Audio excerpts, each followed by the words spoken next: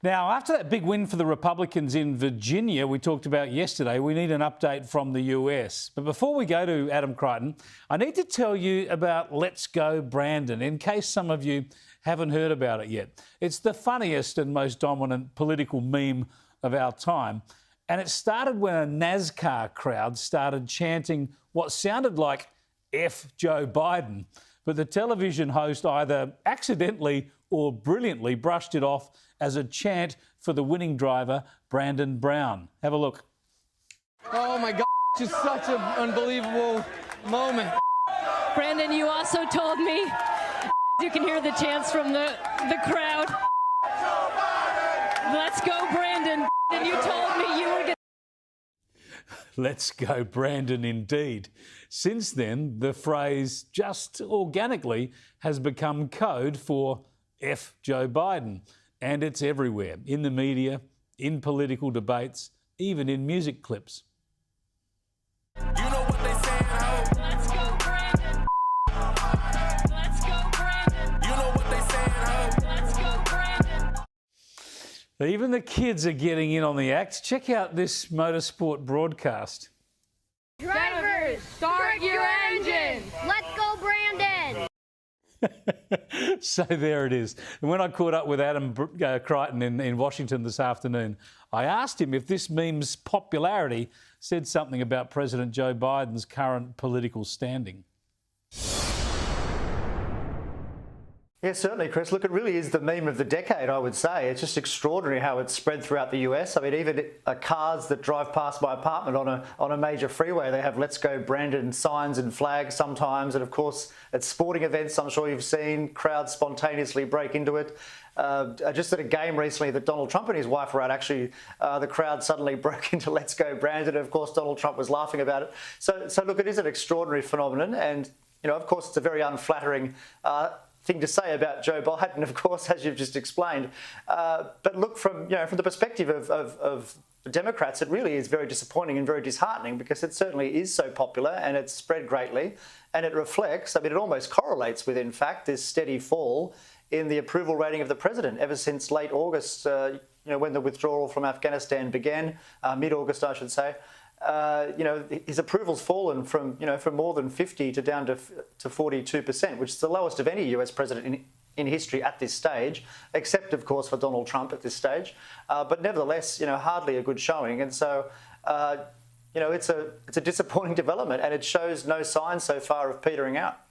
Well, it really crystallised in a political way this week, didn't it, with the loss of Virginia for the Democrats, the Republicans winning the governorship of Virginia, a state that Joe Biden won by 10 points only a year ago. And this was a campaign where the Republicans ran on grassroots issues, on education, on the economy, on law and order, and the rest is history.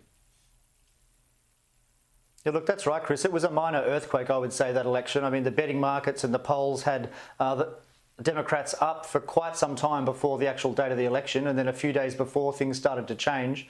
But yeah, it was an extraordinary turnaround. Biden won that state by 10 percentage points, and the same thing in New Jersey too, I might add. Indeed, the turnaround there was even larger. I mean, the Democrat incumbent did prevail in the end, but Biden won that state by 16 points, and the margin shrank to zero effectively. So extremely worrying signs in both of those states. I mean, the remarkable thing for me was that you had in Virginia, at least, you had this outsider, Glenn Youngkin, a wealthy businessman who was the CEO of Carlyle. He had zero name recognition a year ago. Absolutely no one knew who he was. And he came into this race and he didn't talk about Trump at all. Indeed, he tried to keep Trump out of the state, which he succeeded to do. And he managed to win with a resounding victory, and he even won more votes in Trump strongholds than Trump himself won. So the campaign was brilliant. By contrast, the Democrats' campaign, they tried to make the whole thing about Trump.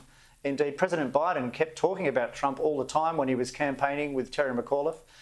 In one speech, a 10-minute speech, he said Trump's name 24 times, which just goes to show you the emphasis on Trump, and clearly that failed. So now, this has caused political chaos for the Democrats. They've got these huge spending bills in Parliament here, and there's every sign today, in fact, actually, that one of them could unravel completely.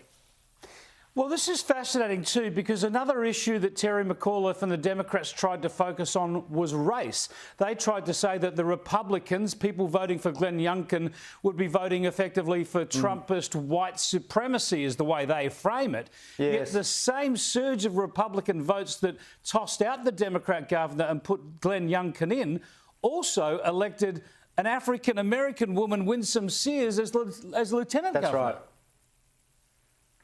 Yeah, look, that's right. Look, the Democrat claims there, I think, were just completely farcical, as any ordinary Virginian would have seen. I mean, as you pointed out, the lieutenant governor there is a black woman.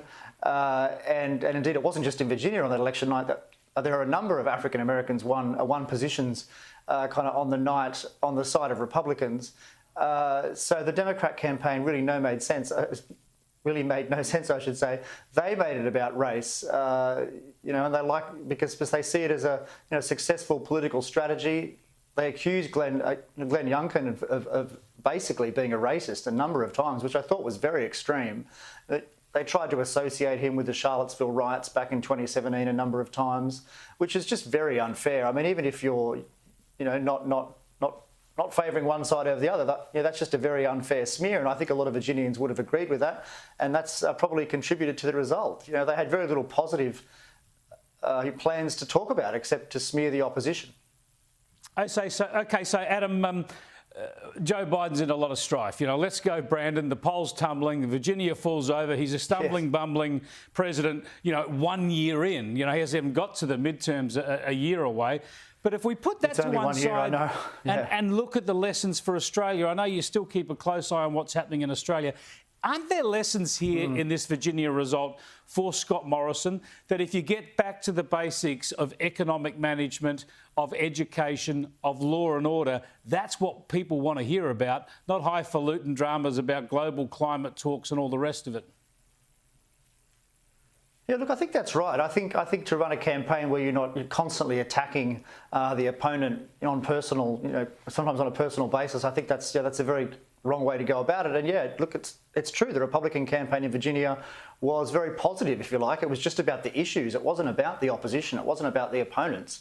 It was about education. It was about parental involvement in schools. It was about law and order, and it worked.